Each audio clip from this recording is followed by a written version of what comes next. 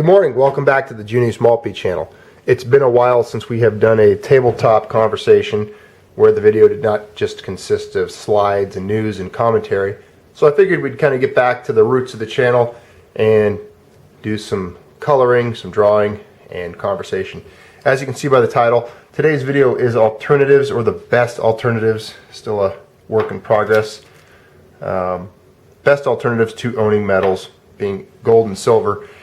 And what I consider, in my opinion, in my non-professional opinion, because I'm not a financial advisor of any kind, to be the best alternatives. And I'm basing this on my personal experiences and experiences of people who I trust, have observed, family, relatives, close friends, and in their ability to not only create wealth, but to maintain wealth and preserve it long-term in generating further wealth to, if you want to use the word dynasty, to kind of perpetuate their dynasty, their family. Because that's really what everyone's goal is. Not really goal, but we all strive to pass on to our children or our families kind of a legacy, or a more comfortable existence, hopefully, than we were possibly given or raised with. And it just, you can expand from there. That might not be your goal, but it is mine. I'd like to leave more behind than than maybe I started off with, to kind of give them a booster rocket, something to start off with and go further and maybe help others. You know, it can do a lot of good. Wealth can do a lot of good, but it can also, and it can ruin people. You know, there's a big debate there on, you know, if you do leave someone more wealth, it can definitely ruin them. But I think there's lessons that you can pass on along with the monetary values of wealth that can help them not make poor decisions. But that's not the point or purpose of this video. Today's purpose is discussing alternatives to gold and silver, and what I consider to be the best alternatives to gold and silver. We'll talk about gold and silver for a moment. As you can see, it's sitting over here in a little pile. Some of it will it's very mobile, transportable. You know, you can take a silver bar, you can take some gold coins, and you can move them with you wherever you go. You can take a large value of wealth and move nations, move states, travel with it, and use it to invest in other endeavors. But ultimately, gold and silver do not create or generate revenue and wealth. We've talked about that. It's beaten into the ground. It's one of the points that a lot of anti-metal individuals will bring up is, well, your metal's not generating any wealth and my stocks are bringing in dividends, etc., etc. Well, yes, it does not generate wealth. It's definitely a place that you park wealth, or you place money to resist hazards in global economies, whether it be war, economic downturn, recessions, depressions, inflation, hyperinflation, things like that. You know, it's a place that you can just put your wealth and save it, and the purchasing power is maintained, and basically it's like a time machine. The money that you put into this ounce of gold, you can take this ounce of gold into the future, several decades, and hopefully, most likely, it's based on historical precedent, after about 65 centuries, 70 centuries, that gold that you have now 30 years later will purchase approximately the same goods and services that it did back when you first acquired it. So, transportable, transports your wealth not only physically across nations, but through time. It maintains wealth, maintains purchasing power. It's a great asset. As you know, that's pretty much what this channel preaches nonstop. But alternatives. What are some of the alternatives? The alternative, and I'm going to base this on several examples, not only from my own family, without disclosing too much, or friends whom I respect and their families. I'll tell you a couple of stories here. The main alternative here is land.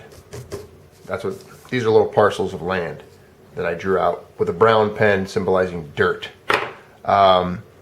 Land has the ability, as the best alternative, in my opinion, if you have a large amount of wealth and you're like, okay, I've already got gold and silver, I need something else. In my opinion, land is the best alternative. And I'll show you why, and I'll demonstrate why as we talk about it here. My family moved to this country almost a century ago now, and the most successful side of that family, when it came to, if you want to measure success by how much of wealth they were able to acquire being newcomers to a land, they did several things. One thing they did is they bought agricultural land, and there's rows of crops here. Because what does that do?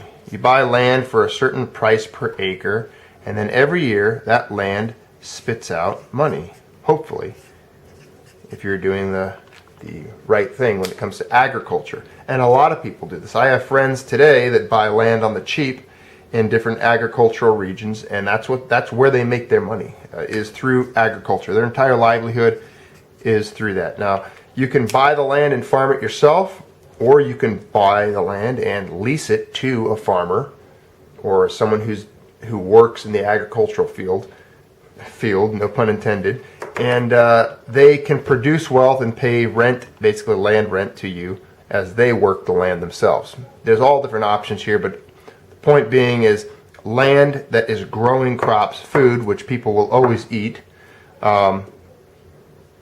whether it's, you could even use canola oil, safflower oil, corn, barley, oats, wheat. I mean, you look at the list of commodities, because again, this is a commodity over here, right?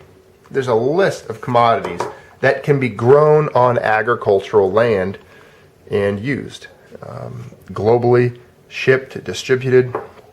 So it's kind of a way of growing your own wealth in a way. So definitely a place, not only that, and we'll talk about that, but land itself, they don't create any more of it. That was a little quote we'll put down here as a wealthy example. A friend, an individual that I knew years and years ago, but he had a quote that was, well, they're not making any more land. You can never make more of it. There's a fixed amount of land available in any particular area, and they're not making more of it. There's no more of it to be had. There's X amount of square feet of soil and land in any particular region, and that's it. So the more people that come in there, the less land that's available. So in that way, it's finite in availability, and therefore, as time goes on, as costs rise or this or that, like anything, the price of it can generally go up, pacing with inflation. And you can just look at land prices over the years to see that example. So agricultural land, maybe we'll put a big A in there for agriculture.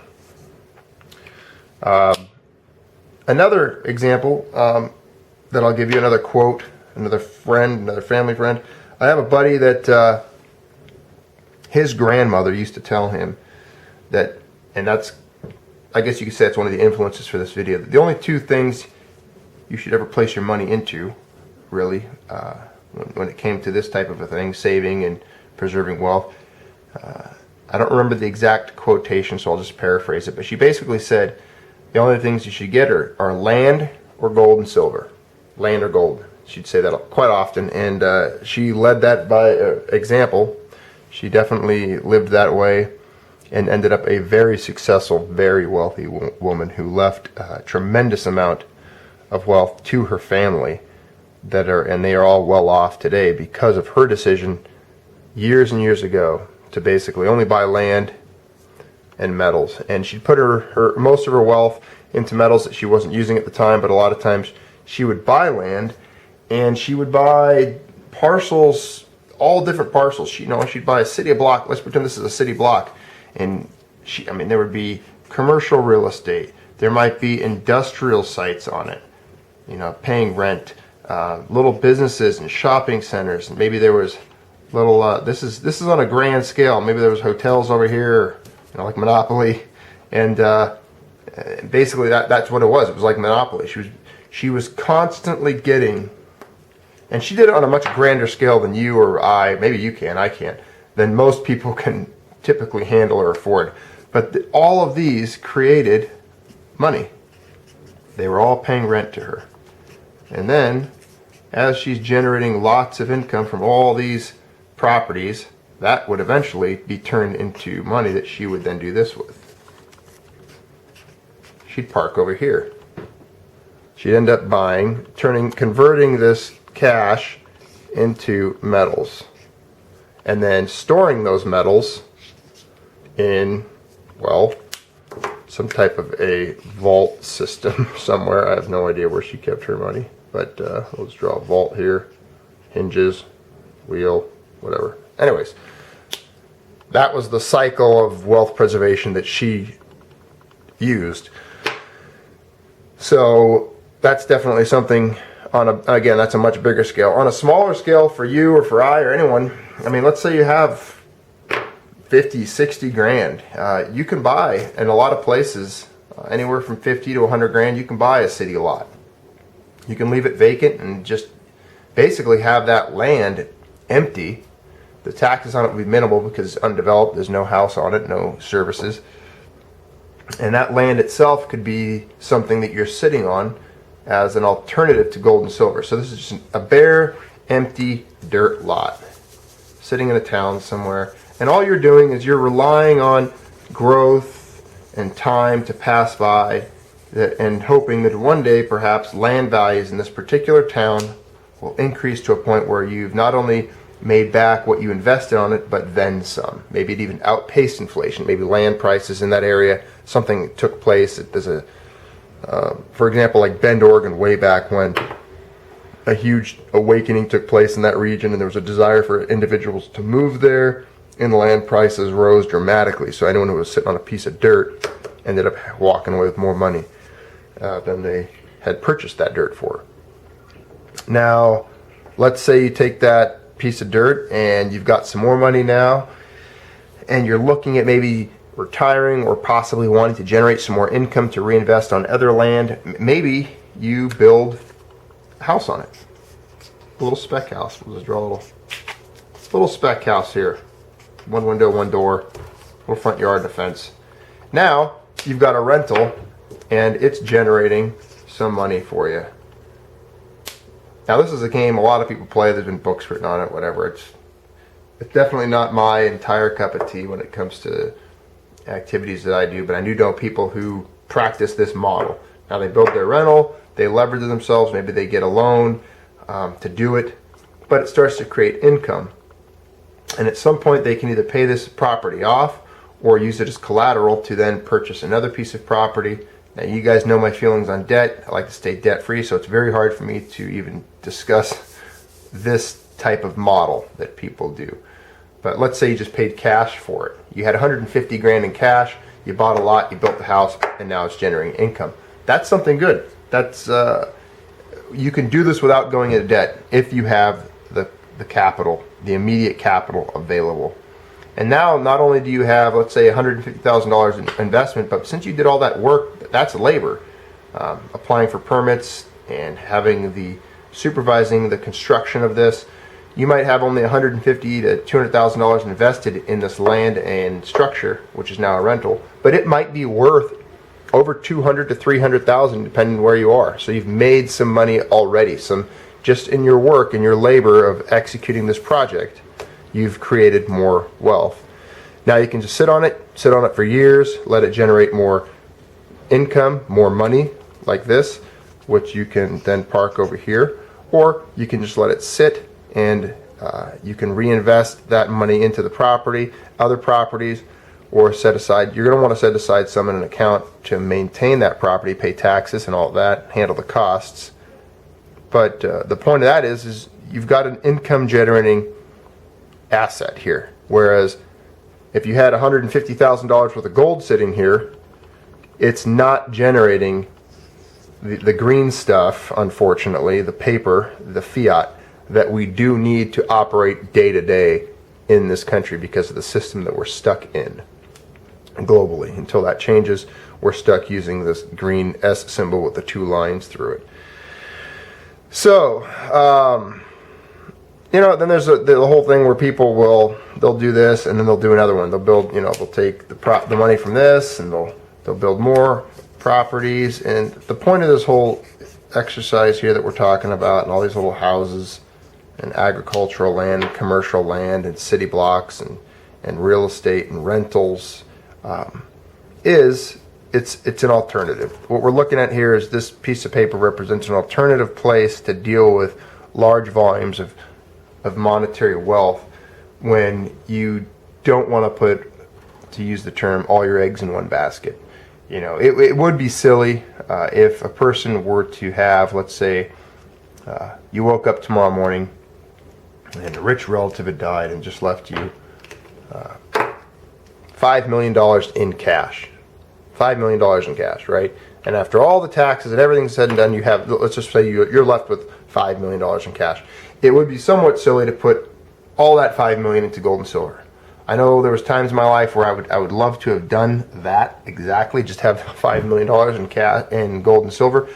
But you know, and if you did that, that wouldn't be the worst thing in the world. Believe me, you're not gonna buy $5 million worth of gold and silver and then end up broke with it. It's never going to go to zero. If it's secured properly, you're never going to lose your tail and end up a pauper because, oh, you made this mistake and bought $5 million in gold and silver. But you might lose out on some growth opportunities to expand that wealth and preserve it further, and do other things with it. I probably wouldn't try to talk a person out of it. They're saying, I'm going to go buy $5 million worth of gold and silver right now. It just might not be the best thing. There might be the alternative here. Maybe, here's a good idea. You buy $2.5 million worth of gold and silver, and then you take the other $2.5 million and you do something like this. Maybe you buy some agricultural property near you in your area and you lease it to a farmer who really knows how to work the dirt and get the most production out of a piece of land like that, and he's paying you a lease rate based on that land, maybe several $1,000s a year, who knows what, a percentage of the crop profits. Maybe you invest and buy some commercial real estate, maybe you build some rentals, maybe you just sit on some city lots, some dirt somewhere, things like that. There are the examples that we talked about earlier. So the point of this is, the best alternative to owning gold and silver, in my opinion, for people that are moving large amounts of wealth or have large amounts of wealth to move, based on examples that I have seen and witnessed and experienced over time, whether it be family, my immediate family, and decisions they've made, or again, friends and other relatives, stuff like that. So I've definitely seen it. I've seen it work. I've seen it create amazing success. And you look back over the decades, and there's been great opportunities for people to use this model over here in expanding their wealth and how much they have.